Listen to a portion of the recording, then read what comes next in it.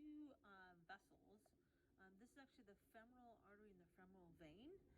And obviously they don't have any injection of latex. So I want you to be able to see what the differences are between an artery and a vein. The artery is here on the right side and the vein is on the left side. If I look at the opening here, you can see that the artery has a really thick vessel wall. Even though they have the same layering, we're going to find that the arteries have a lot more smooth muscle and elastic connect tissue, so the wall is going to be much more rigid and hold its shape, versus the veins where you have a much thinner wall. There's less smooth muscle and elastic connect tissue. So the vessel wall is smoother. That means that we tend not to be able to hold shape very well, and they also expand really easily. So they usually have a much bigger lumen than the counterpart artery. The arteries are going to be pressure vessels, so they have to be able to expand and recoil and also change their pressure to make sure we have adequate pressurized blood, distributing blood throughout the body. So that's why we're going to need to have a lot of elastic tissue to expand and recoil and smooth muscle to be able to adjust blood pressure. So these are called pressure vessels. And veins are storage vessels. They have to be able to expand, so we refer to them as capacitance vessels. Because the vessel wall is so thin, they tend to be darker. So when you're looking, if it's really light like this one, we're really looking at the connective tissue and some of the smooth muscle, so it's kind of a dull pink.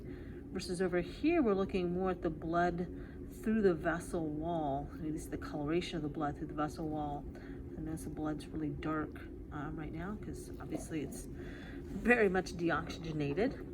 But anyway, so it's pretty easy to tell artery from vein if you know what you're looking for. So you want to see a vessel that's going to hold its shape. They tend to be a lot bouncier.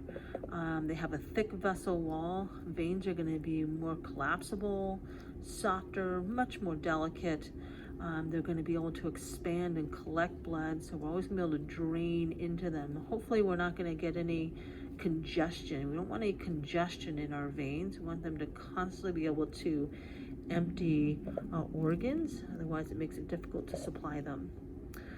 All right, I also wanted to show you a little bit of venous valves. So I have a section of the great saphenous. Saphenous means obvious. So this is the obvious vessel. It's the single largest vein in the lower extremity. So it's a great one to look at. Vessels in the lower extremity, you can see how long this guy is.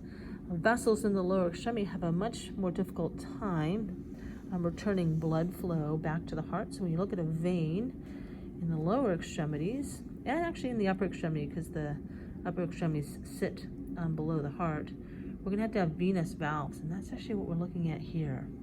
So cool. I'm getting a close-up of view it. It's that little pocket right there. This is the inside of the venous vessel, right, the vein, and that right there is a valve. So it's very similar to a semilunar valve. So blood would get pushed up by surrounding musculature, squeezing on it. So maybe the gastrocnemius muscle or hamstring muscles, and they kind of squish the vessel, and then they push blood against the valve. And these guys are one-way valves, so blood can flow up and not back down. So really kind of cool. You see those little cups there. So those are venous valves. We'll talk more about them in lecture.